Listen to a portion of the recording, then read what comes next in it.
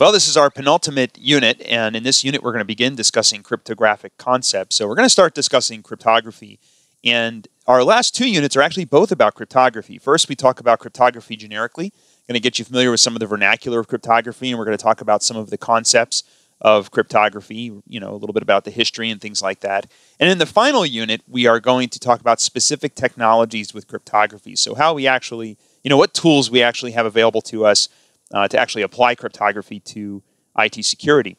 And finally, in that unit, we're also going to discuss digital signatures and certificates and key exchange and that sort of thing. We'll talk about that a little bit in this unit just from a conceptual level, and then we'll talk about specific technologies and algorithms in the next unit.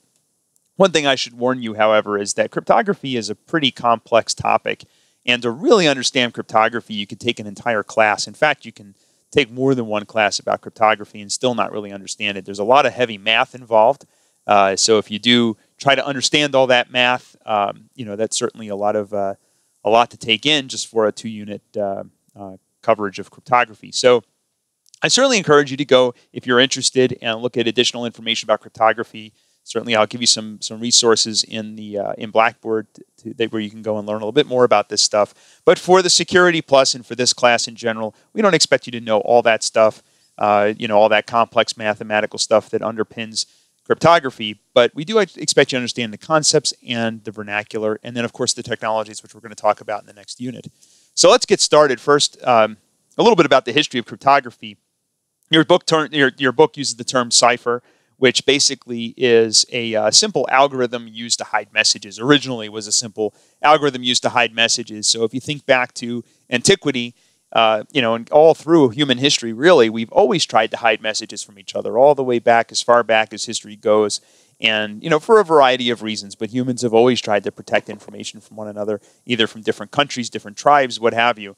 So a long time ago, those were rather simple algorithms. Some of the early algorithms that we're aware of today are things like, the Caesar cipher and things like that, where we just do simple shifting of the alphabet. And a lot of this stuff, if you're not familiar with cryptography, would certainly be a pretty effective means of protecting messages. But today, these simple algorithms that they used a long time ago simply would not work because, I mean, for a variety of reasons, really. If you think about it, it was unusual even to find somebody who knew how to read 2,000 years ago or 3,000 years ago. But today, pretty much everybody knows how to read and write, and, we can all pick up these patterns. So, and it's obviously very well known. And fast forward to World War II, in World War II, it seems like that's really the pivotal point in cryptography, where cryptography really started to get more complex and it became a real science. I'm sure most of you are familiar with the Enigma, the German cryptographic machine. That's certainly a great example in World War II. And of course, there's no shortage of history in our country of trying to crack those codes and also creating our own codes. Most of you may be familiar with the work that they did in Ohio during World War II with NCR, who was trying to break all those codes. And then you have, of course, the using the Navajo language as a means of cryptography and hiding those messages, because it's very difficult for other people to figure out that language. So there are lots of really interesting history that I kind of all hinges on World War II. And when I think about cryptography, there's pre-World War II and post-World War II, really. So lots of really neat things happen. But fast forward to today, and obviously the science of cryptography has really just come leaps and bounds since the old days. And one of the big things that's changed since World War II is that back during, before World War II and prior to that time, if you came up with a really good cryptographic algorithm, it was generally kept secret, that algorithm, because once somebody knew the algorithm, they would know how to break the encryption. What's really powerful about encryption today, modern cryptography with encryption, is the algorithms are made public because, and we'll talk more about it, a little bit about the mathematics behind that, but anybody can know the algorithm, and even if they know the algorithm, they can't crack the encryption because it's just nearly impossible. And we'll talk a little bit more about that later on. But some of the vernacular that your book talks about in the earlier sections, they talk about plain text, which is our original message, which is in plain text, obviously.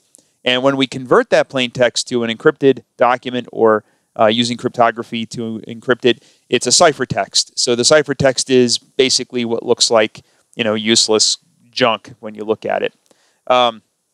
The key is what we would hopefully use to get from plain text to ciphertext and from ciphertext back to plain text. So cryptography isn't very useful unless we can take plain text, go to ciphertext, and then go back to plain text. Now, there are, of course, some uses of cryptography where we only go from plain text to ciphertext and we don't go back. I'll talk about some of that stuff.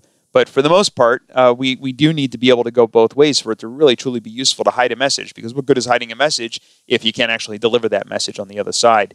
So the key is what makes that possible. And of course, it's important to have a key because you have to have a way to lock that message and a way to unlock it, right? Just like a door wouldn't really do us much good if we only had a key to lock the door. If we have no way to unlock the door, then it will forever be locked, and it really doesn't help us very much, for practical purposes. There may be some limited, of course, usage for that, but for the most part, probably not. So cryptanalysis, the other term your book talks about in the first part of this unit, is the study of both. So it's two things. It's the study of cryptography, so creating these more powerful algorithms, making breakthroughs in the science of encryption and cryptography. But then the other side of it is trying to break that stuff. So it's studying how to break cryptography and how to understand better how it works so you can try to see your enemy's messages and things like that. So certainly lots of, in academics, on both sides of that, there's a lot of research. So first we talk about symmetric encryption. And this is probably one of the most basic, I don't want to say basic, but certainly one of the most common forms of encryption for large payloads and things like that. We'll talk more about this later on, but let's say I've got a message, and the message is just the word hello, and I want to send it to someone. Basically, I would take a key. So there's my encryption key. So I'm going to use some algorithm to convert the word hello to ciphertext. So we went from our plain text to our ciphertext using that encryption key. And by the way, that key, using a password with just numbers in it would probably be a very poor key. In the real world, we would have a much more complex key. This is just an example. I would then send that message to someone, and they would have to use the same key to unlock that message and read the message. So this would be symmetric encryption. Now, one thing that's great about this type of encryption is it's very powerful, it's very fast, right? So it's very efficient. So it's definitely one of the, if you're going to send a lot of information, you probably want to use symmetric encryption. But one of the problems with this is we both have to have the same key. So the problem is, how do I give somebody else that key? And, if I'm working with someone and I want to send them some messages, I can certainly verbally give them the key, but we'll talk more about that later on, some of these concerns with keys. But important thing about symmetric to understand, though, is that we have to somehow exchange that key. And it's difficult to do that because, and it's funny, I work, I probably told you guys this in other lectures, but I work mostly in healthcare, and we have, these HIPAA laws where you're not allowed to give out patient information. So one of the ways we protect information is using encryption. And I can't tell you how many times I've received emails where they encrypt the message to say, hey, here's some information that you asked for about a patient. I've encrypted it, and then right in the email they'll say the password for the file is XYZ. Well, what good is sending me an encrypted file if the password is attached to that file? Anybody who intercepts that message is going to know what the password is. So that's just to give you one idea. It's a great example of how having a symmetric key makes it difficult to protect that key. And again, we'll talk more about that in just a minute. But the other type of encryption that's going to fix this problem with the keys is asymmetric encryption. So we can exchange a message much more securely with asymmetric encryption without having to worry about the key, about losing our key for to protect our data. So with asymmetric encryption, we have two keys instead of just one. One key is our private key, and the other one is the public key. The private key we keep private. No one is allowed to see our private key. We protect that. We make sure we put it somewhere where no one can access that. So we're very careful about our private key. Our public key, on the other hand, we can give away to anyone. So I can give away that public key. I can publish it for the whole world. And anybody who wants to send me a secure message can use that key to do so. And the only person that would be able to unencrypt that message is going to be me with my private key. So the public key can encrypt that message, and only my private key would be able to unencrypt it. So if my user up here on the top left wants to send me a message, they can encrypt it with my public key and send it to me, and I will be the only one who can unencrypt that message. If anybody else intercepts that message, they're not going to be able to read them, not going to be able to unencrypt it because they don't have my private key. Just because you know my public key does not mean that you're going to be able to figure out what my private key is. Hopefully the algorithm that we use for these encryption standards is strong enough where the public key would not reveal what the private key is. So that's the general concept. So once this guy up on the top gets my public key, he encrypts the message, sends it over to me, and then I use my private key to decrypt that message. So this is an example of asymmetric encryption. Now, asymmetric encryption, great because it's secure, because we're securely exchanging those keys. Our problem, however, is that with asymmetric encryption is that it's not very efficient, and it's not as fast as the other algorithms in the that are the symmetric algorithms. So symmetric is very fast and efficient, great for large payloads. We can do a lot of neat things with symmetric encryption that we can't do with asymmetric because asymmetric is a bit slower. However, that key, being able to publish that public key for anybody to consume and send us data securely is certainly a good thing. One problem you may notice too is what would happen if somebody took my public key, intercepted it, and sent their own public key to the sender of the message. So the sender doesn't realize that they're encrypting with somebody else's public key, and then that somebody else can intercept the message and then use my public key to encrypt it again after they unencrypt it, so that they can basically read the messages in transit. So that's really the how a man-in-the-middle attack would work against encryption. So there are certainly things that we need to do to protect from that. And we're going to talk about that in the next unit, sort of how we do those things to make sure that things like that don't happen. So again, we'll discuss that later on. So the problem is with these keys is with asymmetric, as I said, it's superior security through the public key, but the problem is symmetric is much more efficient. You can send messages much faster. There's a lot of reasons we want to use symmetric encryption. But like I said, it's not as efficient as asymmetric. But we also want to leverage asymmetric's ability to be more secure. Like I said, symmetric, we have to share the same key. And as Ben Franklin once said, 3 may keep a secret if 2 of them are dead. And what Ben Franklin was basically trying to say is that once you share information with anyone, it's no longer a secret. It's going to eventually make its way to somebody else. So we can't rely on keeping these symmetric keys secret for very long.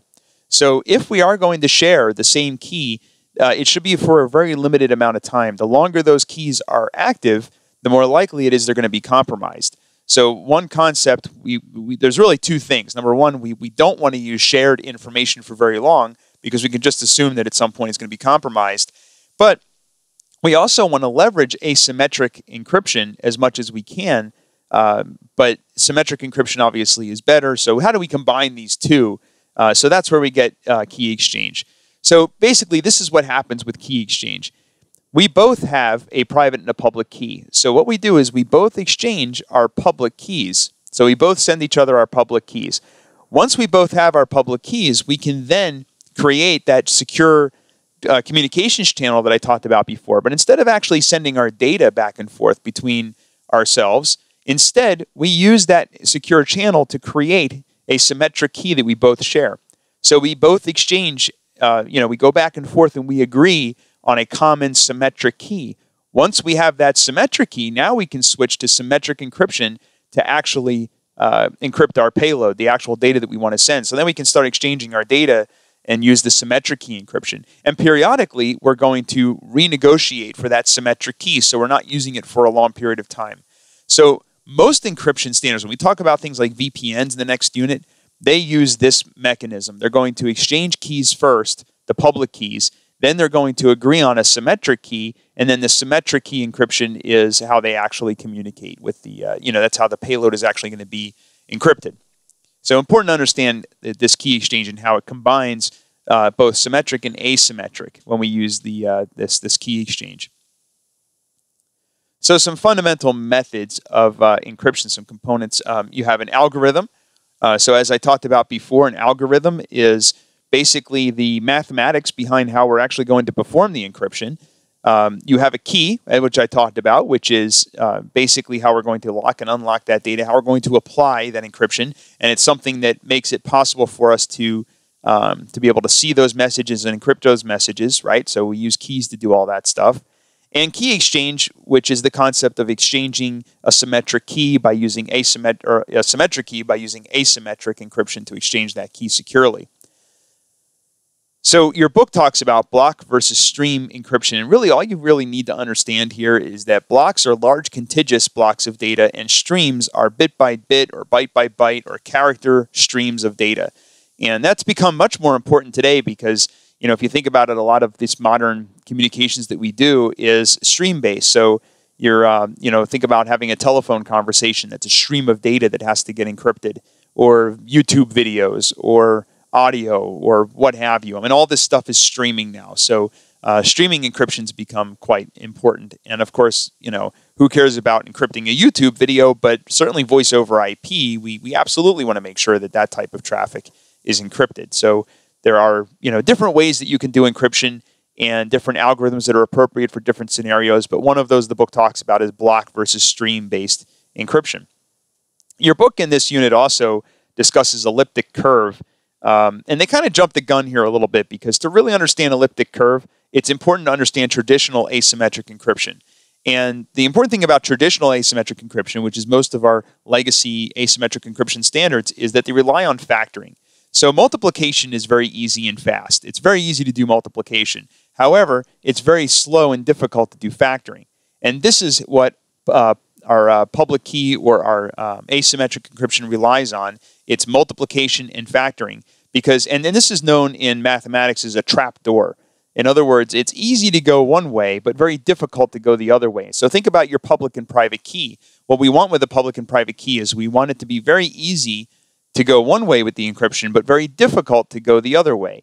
And that makes it difficult for somebody to extrapolate what our private key would be, and it makes it possible to have two keys where one would protect the data and the other one unencrypts the data.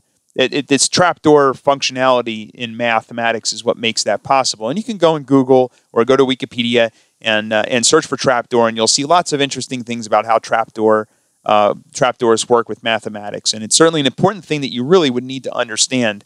The problem is that multiplication and factoring, while it may be hard to use factoring, it's not impossible. It could be done with a powerful enough computer, and if the key the depth of a key or the key length is not too long, a computer could theoretically crack this type of encryption through various means.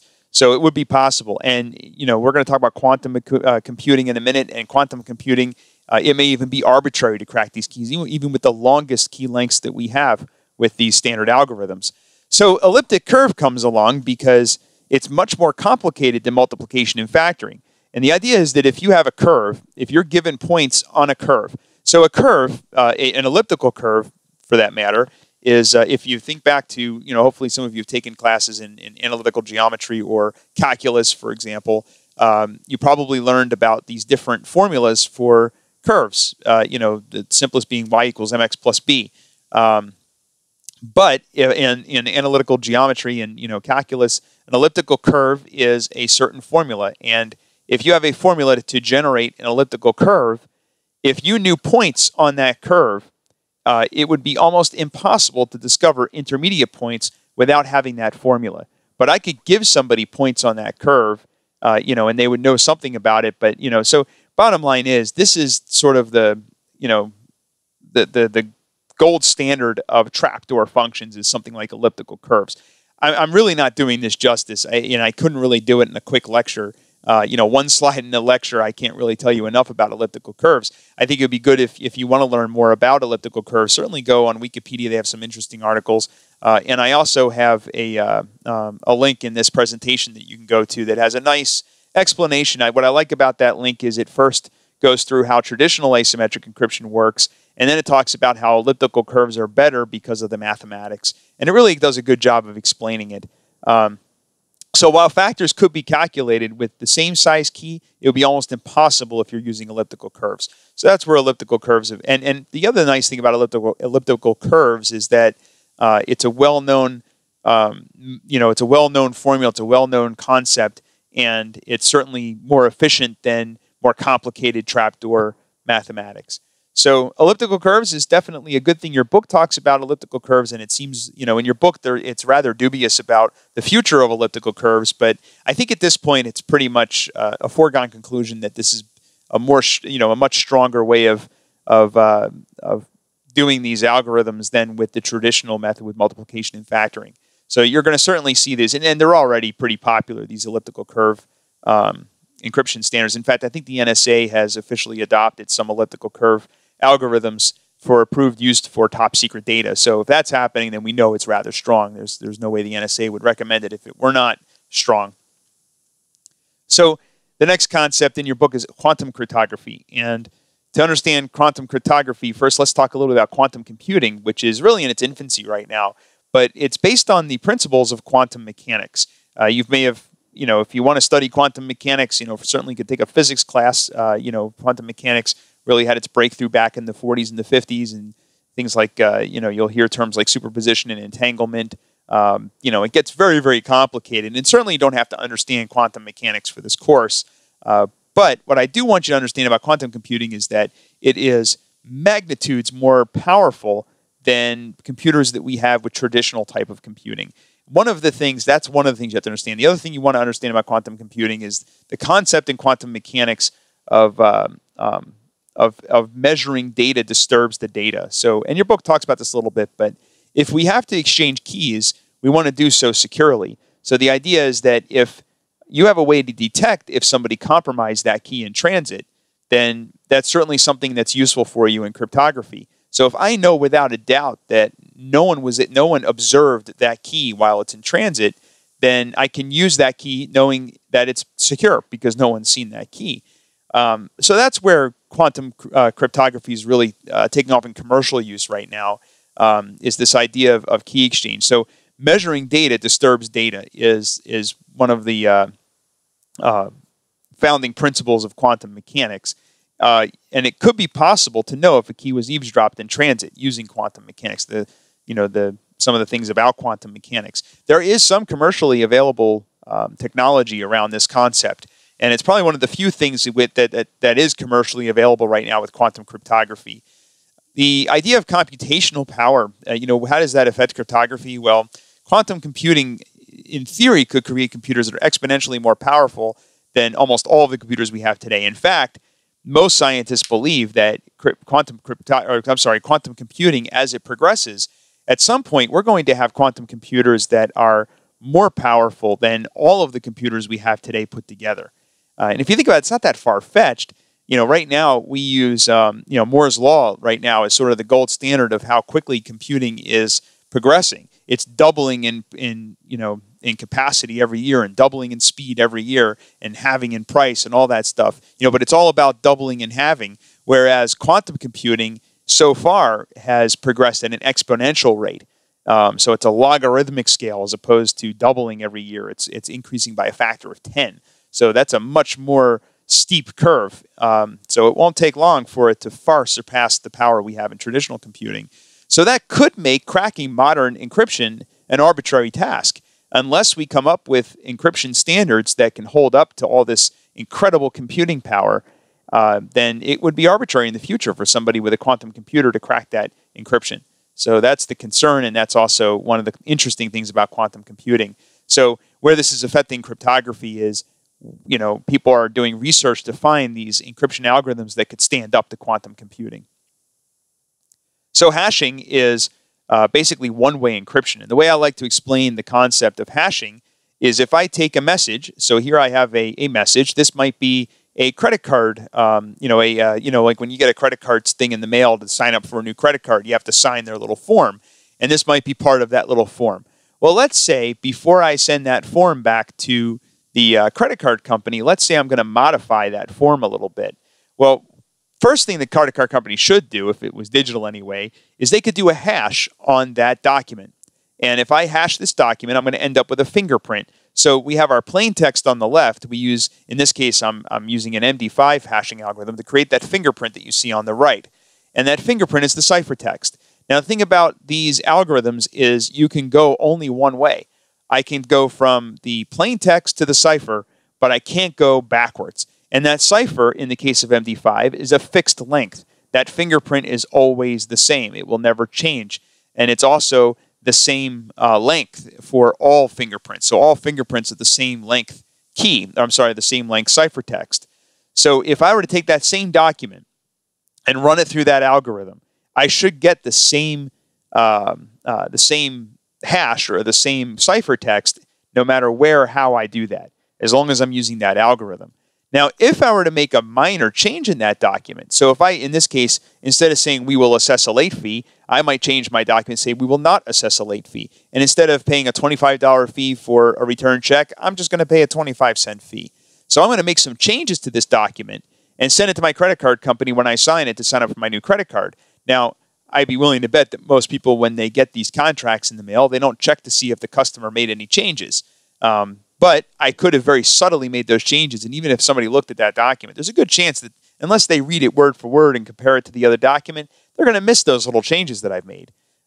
So I could tamper with this document in transit and hopefully slip it by without anybody noticing. But if I were to do an MD5 hash on that document, I should end up with a completely different fingerprint.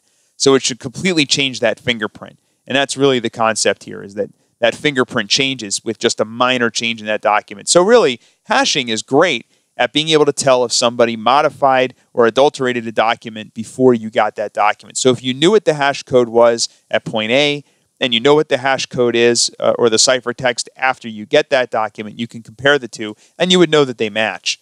This is also, one of the ways that digital signatures work. We're going to talk about digital signatures in much more detail in Unit 10. So I don't want to talk too much about digital signatures here. We'll cover that in much more detail in Unit 10. In your book, the last thing they talk about is some cryptographic objectives. They talk about this concept of perfect forward secrecy. In other words, the keys won't be compromised downstream if a key is compromised above stream. So that's kind of roughly what they're talking about. Transport encryption, meaning that we need to be able to encrypt our data while it's in transport. Or at the transport layer. In your book says the OSI model, but they really mean the TCP model. They're a little bit different. So they're talking about the transport layer, the TCP model. Non-repudiation, which is basically this idea that if I send a message, I should not be able to claim that I didn't send the message. And if I receive a message, I shouldn't be able to claim that I didn't receive the message. So my kids do that all the time, right? You tell your kid, go clean your room, 20 minutes later, the room still isn't clean, and you say, why isn't your room clean? And they say, oh, I didn't know you told me to clean my room. So non-repudiation would mean that my daughter wouldn't be able to say, I didn't hear you say that, because I know for sure that she received that message. So that's a little bit about non-repudiation. Key escrow is a concept they talk about in your textbook, where encryption is so powerful and so strong. In fact, it's so powerful that for many years, the United States considered encryption to be weapons grade, right? So it was regulated just the same as ammunition. So you wouldn't be able to sell our enemies military technology. Likewise, you were not allowed to export encryption technology because they didn't want other countries getting a hold, our enemies getting a hold of that. And even to this day, if you sell software to certain states, certain countries, you're not allowed to do it with encryption. You're not allowed to include encryption in your software if, say, you're selling to North Korea or if you're selling to Iran or something like that. So key escrow is the concept that encryption is so strong that the government should keep a copy, or a third party should keep a copy of our keys in case somebody needs to get into that data or needs access to that data. It's a little bit controversial because I think most of us would feel pretty threatened if the government knocked on our door and said, hey, I need a key to your house just in case we ever needed to get into your house. And I think most of us would not do that, right? We would probably put up a fight and say, I'm not going to give you my key. That's essentially what key escrow is saying that we should do. The other side of key escrow is, if you're a private business, you might provide keys in escrow to a third party in the event that there's a lawsuit, or something happens, or you lose your keys, or the company goes out of business and somebody needs to get access to data, or something along those lines. So that's another example of key escrow. And finally, your book in this unit talks about steganography, which is basically the art of hiding messages in plain sight. The example they give you in your book is, if I took invisible ink and I wrote a document and I try to send somebody that document, if somebody sees a blank document, they might think that it's been that there's a hidden message. So they might try to do some things to find that hidden message.